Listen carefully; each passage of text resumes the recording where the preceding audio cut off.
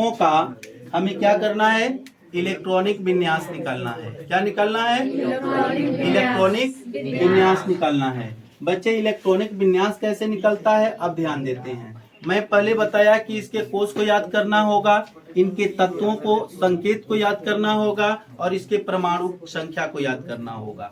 अब चलते हैं हम ऑक्सीजन में। ऑक्सीजन का इलेक्ट्रॉनिक विन्यास करते हैं कि ऑक्सीजन का इलेक्ट्रॉनिक विन्यास कैसे होता है। तो बच्चे आप कोष में देखेंगे कि मतलब कि किसी तत्व के पहले कोष में कितने इलेक्ट्रॉन होते हैं। तो किसी भी तत्व के पहले कोष में 2 इलेक्ट्रॉन होते हैं, यहाँ दिखाया गया है। बच्चे किसी भी तत्व के पहले कोष में कितने इलेक्ट्रॉन, 2 इलेक्ट्रॉन होते हैं। तो हम इलेक्ट्रॉनिक विन्यास करने के लिए इसमें से पहले कोष को कितने इलेक्ट्रॉन दिया, 2 इलेक्ट्रॉन दिया। अब मेरे 8 इलेक्ट्रॉन में कितने इलेक्ट्रॉन बच रहे हैं, 6। तो वो 6 इलेक्ट्रॉन दूसरे कोष में दे दिया। पहले कोष को पूरा करने के लिए 2 इलेक्ट्रॉन की जरूरत है और दूसरे कोष को पूरा करने के लिए 8 इलेक्ट्रॉन की जरूरत है। तो बच्चे हमने दूसरे कोष में जो बचा हुआ इलेक्ट्रॉन है उसको क्या कर दिया, रख दिया।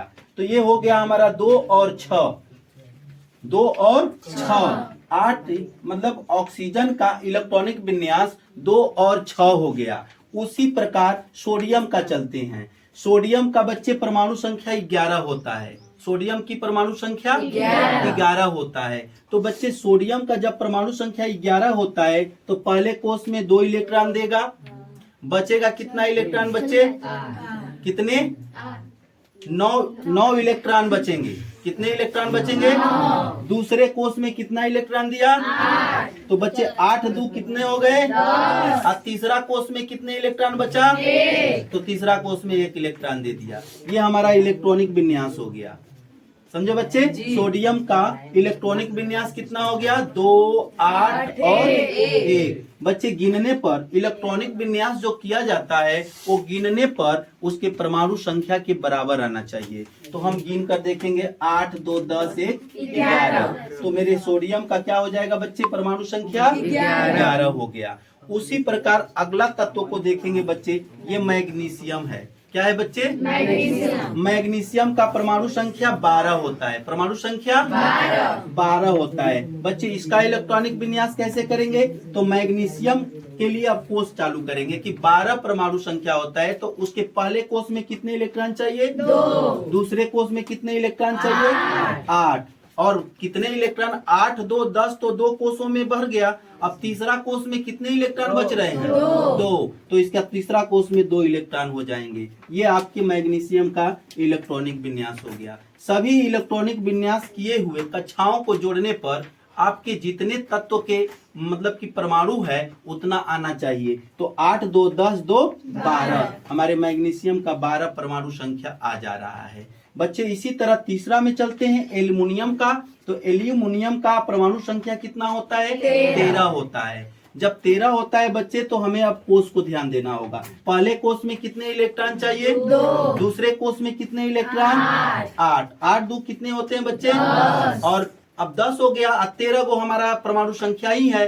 तो अब तीसरा मतलब कि कोष में 3 गो इलेक्ट्रॉन हो जाएंगे। तो इसके तीसरे कोष में कितने इलेक्ट्रॉन हो गए, 3 हो गए बच्चे। तो इस सब मिलाकर के कितने हो जाएंगे परमाणु संख्या, 13 जी, 13 कितने हो जाएंगे, 13। अब कह दिया जाए, कोई पूछेगा कि किसी भी तत्व के बाह्यतम यानी कि अंतिम कक्ष में या तीसरे कक्ष में 3 इलेक्ट्रॉन हो, किसी भी तत्व के तीसरे कक्ष में 3 इलेक्ट्रॉन हो तो उस तत्व में कुल इलेक्ट्रॉनों की संख्या क्या होगी। तो बच्चे तीसरे कक्ष से पहले कितने कक्ष आते हैं, 2। तीसरे कक्ष से पहले 2 कक्ष आया होगा, वो कक्ष पूरा हुआ होगा तबे तीसरा कक्ष आया होगा। तो वो कक्ष पूरा हुआ होगा तो उसमें पहले कक्ष में 2 इलेक्ट्रॉन, दूसरे कक्ष में 8 इलेक्ट्रॉन, 8 2 10 इलेक्ट्रॉन और तीसरे कक्ष में 3 इलेक्ट्रॉन। तो मिला करके टोटल इलेक्ट्रॉनों की संख्या 13 हो जाएगी। कभी कभी ऐसा क्वेश्चन आता है, पूछ देता है कि इस कक्ष में कुल कितने इलेक्ट्रॉन हैं। समझे बात को, यानी किसी भी बोल देता है किसी भी कक्ष में लास्ट कक्ष में या तीसरे कक्ष में 2 इलेक्ट्रॉन हो तो उसके टोटल इलेक्ट्रॉनों की, तत्व के टोटल इलेक्ट्रॉनों की संख्या क्या होगी। समझे बात को। ऐसा भी कभी कभी क्वेश्चन पूछा जाता है बच्चे। तो आगे चलते हैं। सिलिकॉन, सिलिकॉन का परमाणु संख्या बच्चे 14। सिलिकॉन का क्या होता है 14 होता है। और इसका हम चलते हैं इलेक्ट्रॉनिक विन्यास में। तो पहला कक्ष में 2 दे दिए, दूसरा कक्ष में 8 दे दिए और बच गया बच्चे 8 2 10 के बाद 4 इलेक्ट्रॉन, और उस 4 इलेक्ट्रॉन को तीसरा कक्ष में दे दिए। तो मिला करके कितने इलेक्ट्रॉन हो गए बच्चे 14 इलेक्ट्रॉन हो गए, या 14 परमाणु संख्या हो गया। समझे बात को। ये आपका सिलिकॉन का मतलब कि इलेक्ट्रॉनिक विन्यास हो गया। उसी तरह बच्चे फास्फोरस का, किसका बच्चे फास्फोरस का परमाणु संख्या 15 होता है। समझे बच्चे। तो 15 होता है, तो इसका हमें इलेक्ट्रॉनिक विन्यास क्या करना होगा। पहले कक्षा में 2, दूसरे कक्षा में 8, तीसरे कक्षा में भी 8। लेकिन अब ध्यान देना होगा कि पहले कक्षा को 2 दे दिया, दूसरे कक्षा को 8 दे दिया, तो कुल मिलाकर के 10 हो गए। और तीसरे कक्षा को मैं 5 बचा, तो तीसरे कक्षा को 5 दे दिया। तो इस तरह हमारा हो गया 2 8 5, 2 8 5। ये क्या हो गया इलेक्ट्रॉनिक विन्यास हो गया। क्या हो गया बच्चे इलेक्ट्रॉनिक विन्यास हो गया। चलते हैं अब हम सल्फर में।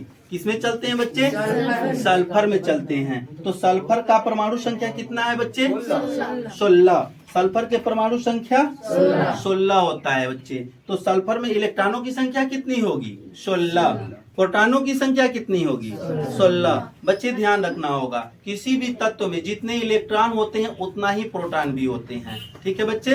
तो सल्फर का परमाणु संख्या हमारा 16 है बच्चे। तो पहला कक्षा में 2 दे दिया गया बच्चे, दूसरा कक्षा में 8 दे दिया गया, 8 2 10 हो गया, और बच गया तीसरा कक्षा। तो हमारा तीसरा कक्षा में 6 इलेक्ट्रॉन बचे, तो तीसरा कक्षा में 6 इलेक्ट्रॉन को दे दिया गया। ये हो गया सल्फर का इलेक्ट्रॉनिक विन्यास। चलते हैं बच्चे अगला तत्व की तरफ। क्लोरीन है। अगला तत्व कौन सा है क्लोरीन है बच्चे। तो क्लोरीन में कुल परमाणुओं की संख्या 17। और तो 17 का इलेक्ट्रॉनिक विन्यास करने के लिए कहाँ जाएंगे कोष पे जाएंगे। तो पहला कोष में कितने इलेक्ट्रॉन देंगे 2। पहले कोष में कितने इलेक्ट्रॉन 2, दूसरे कोष में 8, तीसरे कोष में 8 देना है, लेकिन मेरे पास 8 नहीं है 7 ही है, इसलिए तीसरा कोष में 7 ही इलेक्ट्रॉन दे पाएंगे। समझे बच्चे। तो अब देखिए क्लोरीन का क्या हो जाएगा 2 8 7। बच्चे सभी को गिन देंगे, जोड़ देंगे, तो हमारा 17 परमाणु संख्या आ जाएगा, अर्थात 17 इलेक्ट्रॉन आ जाएंगे। किसमें बच्चे क्लोरीन में। आगे चलते हैं बच्चे आर्गन में। आर्गन एक अक्रिय गैस है। आर्गन एक निष्क्रिय गैस है, वह स्वतंत्र अवस्था में रहता है। समझे बात को। ये हमेशा इसका कक्षा पूर्ण होता है। समझे ना।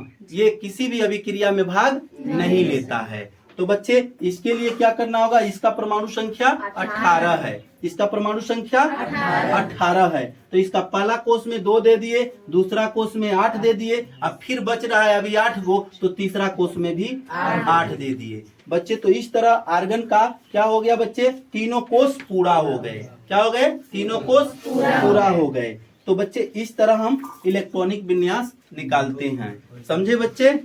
इसी तरह